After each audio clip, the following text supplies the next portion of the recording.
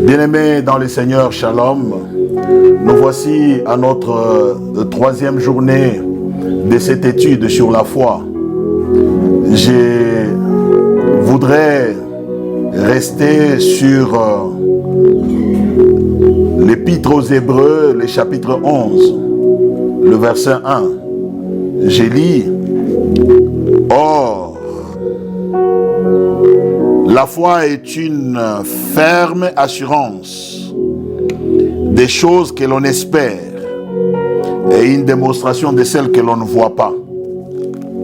La foi est une ferme assurance des choses que l'on espère et une démonstration de celles que l'on ne voit pas. Je voudrais nous rappeler que les trois dimensions de la compréhension de la foi que j'étais en train d'exploiter, la première dimension était celle qui nous a amenés à stigmatiser et à confirmer que la foi est une ferme assurance. Et par rapport à cela, nous avons dit que c'était de la responsabilité de Dieu qui nous assure.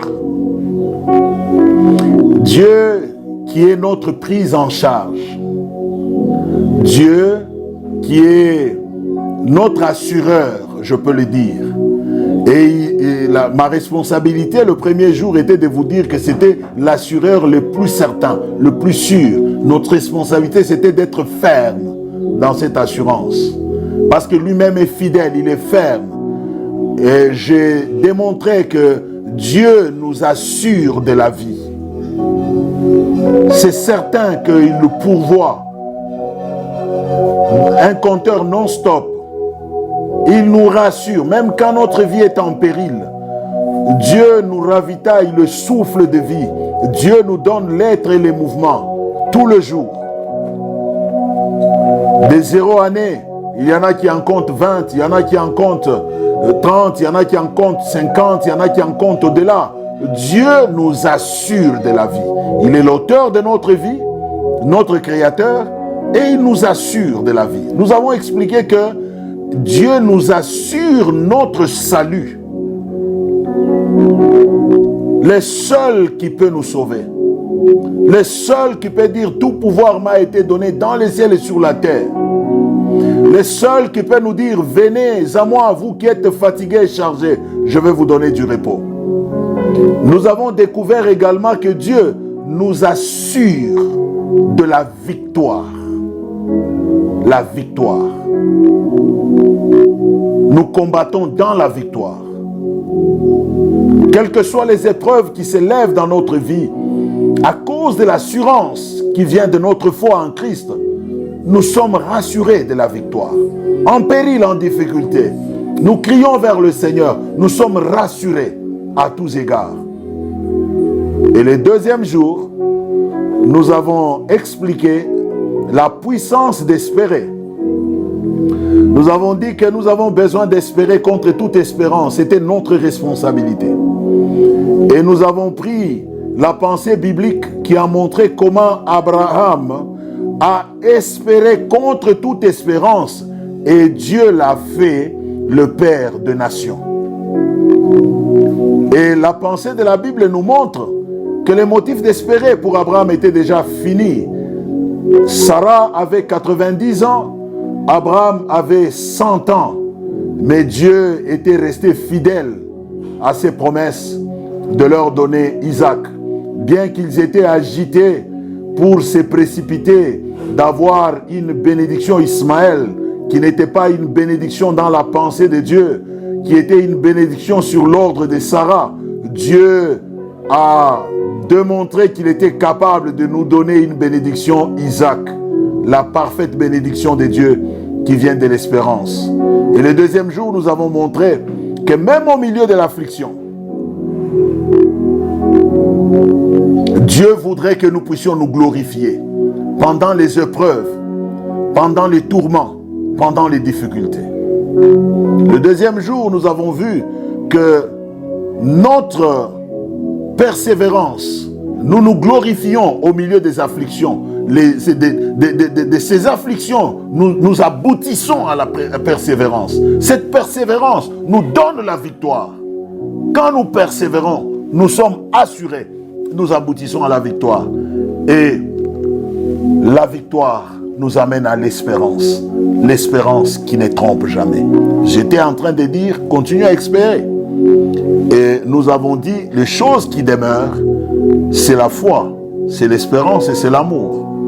Et la foi, l'amour, c'est les contenus dans les contenants. Voyez-vous, l'espérance est un élément de la foi. La foi explique les gens qui espèrent en Dieu et qui font confiance au Seigneur. Alors aujourd'hui, je voudrais que nous puissions méditer sur la troisième dimension, la troisième partie de l'amour, la démonstration. La démonstration. On nous dit bien, or la foi est une ferme assurance de choses que l'on espère, une démonstration de celles qu'on ne voit pas. Alors ici, je voudrais dire que nous sommes à l'étape de la pratique de la foi.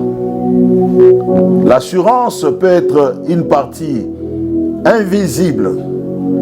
L'espérance peut être une partie interne. Mais ça ressort à travers la démonstration. Celui qui vit une vie de foi, c'est celui qui démontre que Dieu a posé des bases dans sa vie. Dieu a parlé. Il a une promesse. Voyez-vous? Chez nous, il y a quelqu'un qui a chanté, il dit, celui qui vit avec une promesse de Dieu, on ne se moque pas de lui.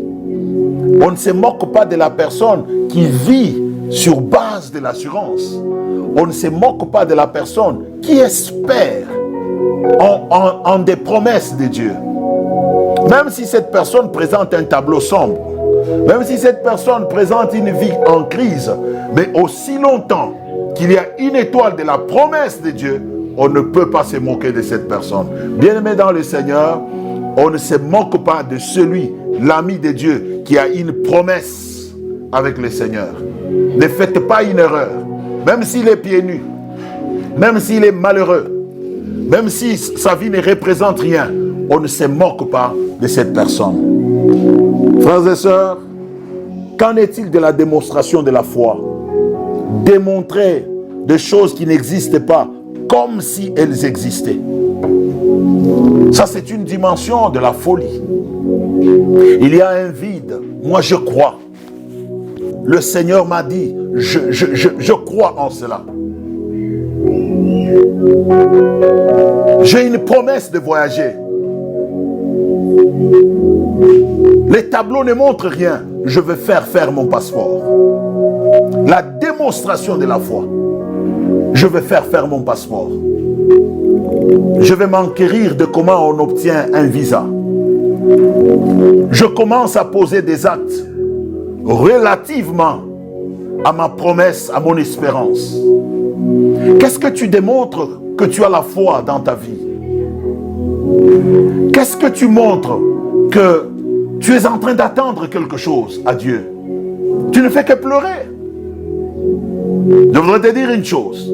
Tu as la foi que tu vas te marier, comporte-toi bien dans cette promesse. Habille-toi bien. Travaille sur la culture de ta foi. Applique la parole de Dieu. Travaille sur ton témoignage. C'est la démonstration des choses que l'on ne voit pas.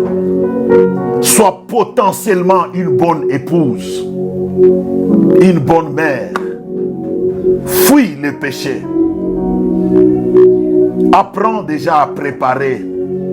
Informe-toi comment on peut repasser les pantalons d'homme. Informe-toi comment on peut s'y prendre. Cherche un coach, une femme de bon témoignage, une marraine qui peut t'entraîner. Tu es en train de démontrer que tu crois que tu as de l'espérance. Sais-tu? Tu veux devenir médecin? Oh ben, oriente ta formation. Ne passe pas ton temps à étudier le droit. Lis les bouquins de la médecine. Va à la faculté de médecine. La démonstration, c'est croire en cette promesse-là. C'est anticiper de mettre en pratique la parole de Dieu. Beaucoup de gens vivent, lui il est à gauche, la promesse est à droite. Il ne démontre rien que Dieu l'a promis quelque chose. Rien n'est transparent dans sa vie par rapport à la promesse de Dieu. Je voudrais que nous puissions lire un texte. J'aime beaucoup ces textes de la Bible. C'est 2 Corinthiens. 2 Corinthiens. Le chapitre 4. 2 Corinthiens, le chapitre 4. Excusez, les yeux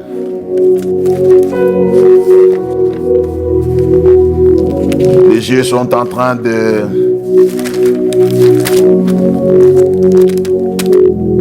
réclamer là.